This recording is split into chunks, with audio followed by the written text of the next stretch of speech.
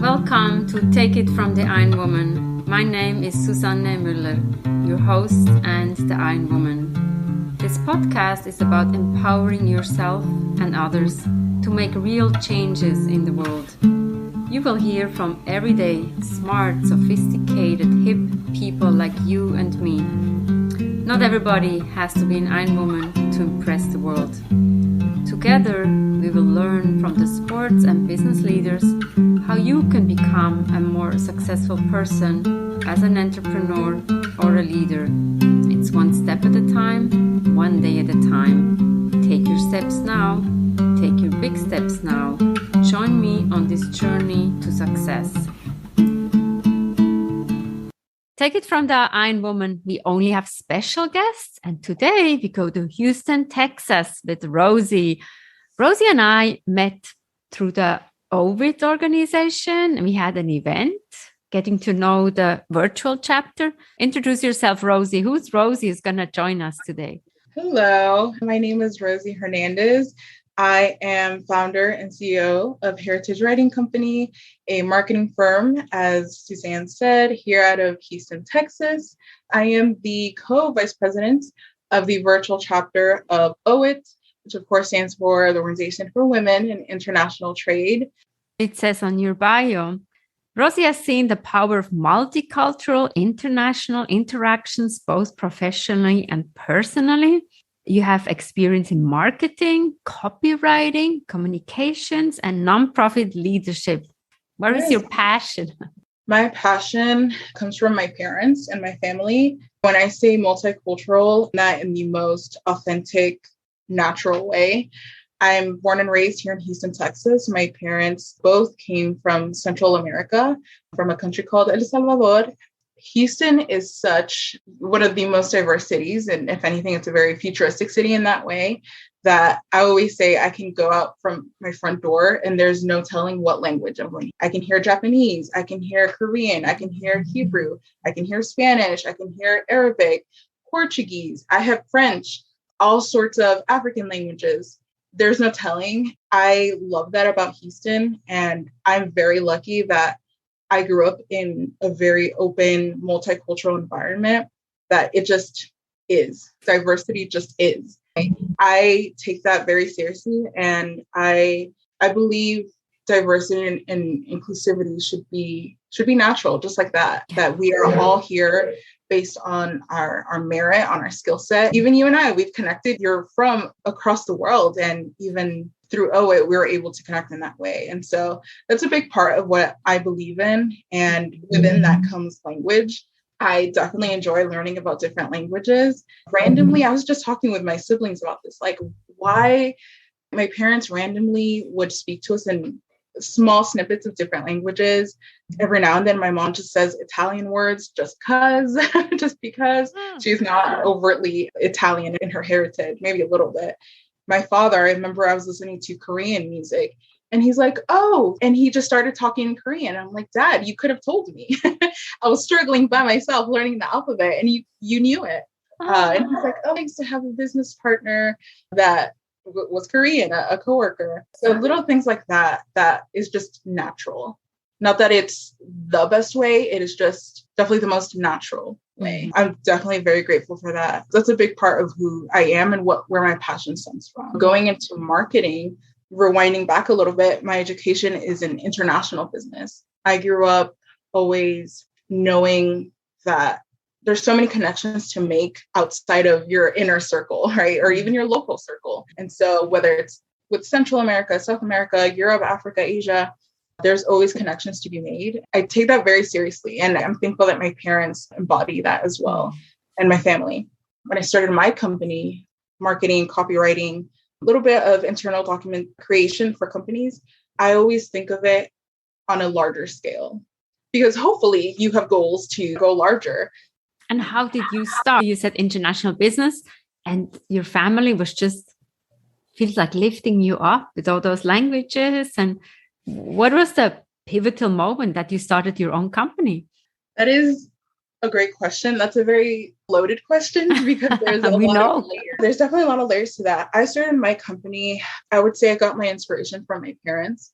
My parents growing up had their businesses and I saw how they managed that. I always say business is a dog eat dog world. It can be very, very vicious. Both my mother and my father never forgot that people are at the center of business. That's why I think it's so important to communicate properly and to present your company in the appropriate way. To get your message across and to build your business and all that fun stuff. But more importantly, it's about the people. It's about who you connect with. My education is an international business. I feel like I heard a lot of naysayers in my life, even in college.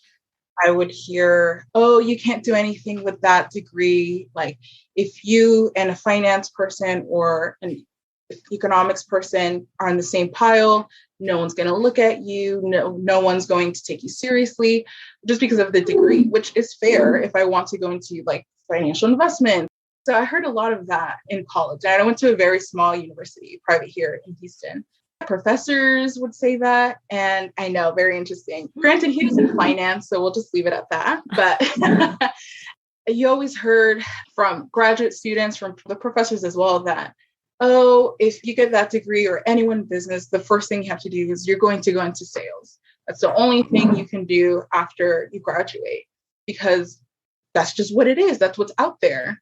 I explored that for a while. I did because that's what I thought I had to do. Then honestly, I had this business plan probably a year and a half before I officially incorporated with my state and with the US. And so it just hit me that why am I sitting on this great idea when I know I can do it? Just like, why am I waiting? There's no point. I could at least start. It just came naturally. I remember my siblings were like, oh, okay, marketing. What is that? They're obviously not in the business world at all. I feel like I'm the only one that took after my parents in that way. And you like that? Like I do. And it's very natural to me. Communication is very natural to me. Branding is super fun. It just made sense. Didn't make sense was everything that everybody ever told me. You have to do this. You have to go into sales. You have to work your way from this to that to that. And I realized that wasn't for me. And I know that may sound very unrealistic or like, oh, you're one in a million. Not everyone can do that. Sure, I took steps so that I could do this, right? I made choices that would lead me to a place where I can take the time to build my business. Mm-hmm. I do so at my pace and grow my skill set as I continue as well. I love this. I want to say congratulations, because we should not listen to other people. And sometimes what I've also learned is people are envious of what we can do, what we are doing, and potentially because we're taking a risk, they don't dare. A professor should never say you can't do this. Maybe they're envious too, because what do? They teach you what's in a book. I think for a while I did allow that to become truth in my brain that, okay, these people are older than me. They've held high level positions. They know what they're talking about. But at the end of the day, I realized they know what they're talking about and they don't know me. They can both be equally true. And I know myself. I know my skill set. I know my work ethic. I know what I can do and what I can grow to do. And so I honestly just took a chance, and it was super last minute. We just turned 1 year. My company just turned 1 in May, my birthday month. And so it was just one of those things like, oh, my birthday's coming up. Like, what am I doing with my life? I'm just sitting on this. No, let's do it. I have everything ready. I have a lot of things ready. No. Why not? I love this. I love this. And 1 year in business. Congratulations. Month of May is an important month for you. Yes, absolutely. And what is your vision for the future? My vision for the future, just like me, is multifaceted, has many layers to it. I envision my business definitely going international. I have set my company up in a way that I can support smaller companies. I can support businesses in different countries that may have different currencies, different weighted currencies, that type of thing, where I can support them in their needs and not have to always worry about the top line or the bottom line or anything like that in business. I absolutely will go international. It just makes the most sense for me in my life to go south first, Mexico and Central America. I, of course, speak Spanish. I always say I learned English and Spanish at the same time. And so I would absolutely start there. Yeah. And I've considered Canada as well. Mine as well. Okay. The whole starting at the Americas and going internationally. Who is your ideal or your dream client? Yes, that's a great question. I'm experimenting right now with account-based marketing. And without knowing it, that's what I have been doing, is when you go for a specific client, basically, you orchestrate that connection, you orchestrate that contract, basically. My ideal client is someone who has drive, or a company that has drive.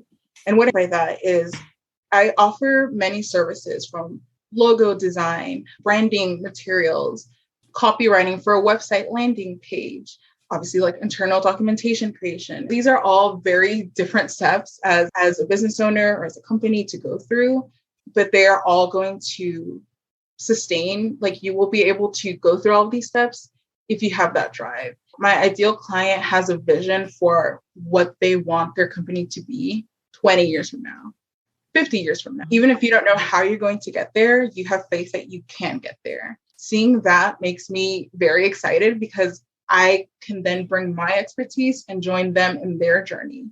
That is the most fun I will ever have. Specifically, client-wise, I always have had a passion for fashion, lifestyle, cars, fragrance, all of that. Just the little things that make life a little more fragrant, shall we say, and a little more spicy. What do you do when you don't work? I am out with my dog. You have seen him before. Yeah. He is a little toy poodle who loves to be outdoors. We probably spend every day an hour to 3 hours outside. It could be at the dog park. It could be in a nature trail.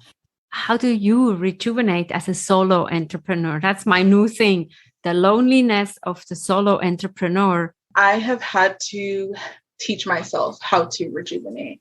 My answer goes way back. I am the youngest in my family. And so think of that what you will. I had to learn a different level, a higher level of personal responsibility that I've never had to experience before. I remember it probably came to a point in the first months of my company when I had to ask myself, okay, Rosy, if you weren't CEO and founder, would you hire you? Or would you be happy with someone working just as you're working? And I had to be very honest with myself and say, no, I know I'm not doing the most I can be doing. And trust me, no one is harder on me than I am. Welcome to the club. Yes, because I know my potential, and I know that it may look great on paper. The balance sheet may look great, but I know I could always be doing more. So I had to teach myself. And for me, I did comment on the LinkedIn post. There's a word in German called erwecken, which means to awaken. I have definitely Mondays, about an hour, 45 minutes to an hour, that I do erwecken. And so I look at articles that inspire me. I think about, what do I want for my company 20 years from now? I think of what product or offering could my company grow to include? How can I diversify the company?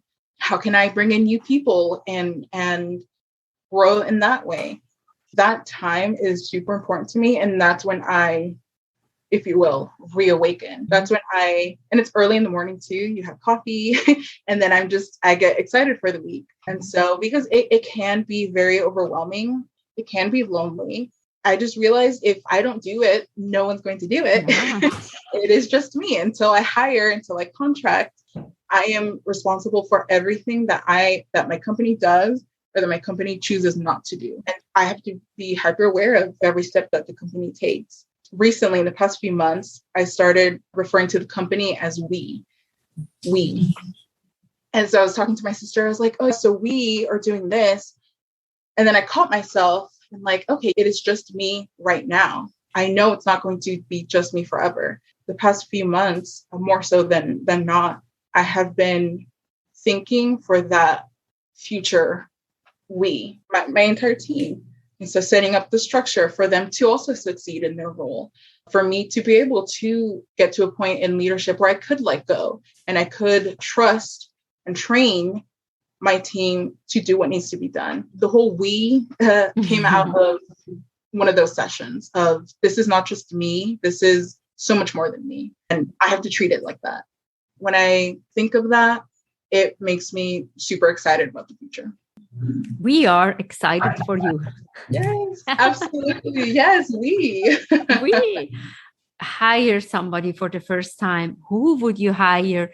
Think about that. I think that is such a big concern as leaders, that we have built our companies from the ground up. We started with $0 or whatever you started your bank account with, and we have built it. We care for our clients more than we think we're going to care for our clients more than anyone else would. That's the whole point of creating documentation, creating the culture that every person you bring into your team knows exactly what they should be doing, how they should be doing it. We wish you and your company and your team only the best. If you have been 1 year in business, it will be many more years. Thank you, Rosy. Thank you so much. Thank you. How inspirational was that? What are you taking away? Is your company we or I? Is it your team or me or we? I thought that was a very interesting concept. I always say we. We're very happy to have you. And Take It From the Ironwoman is also a book. It's about global business coaching with sports parallels. Come and join us again. We're here with you. We want to hear from you. Thank you so much for your support.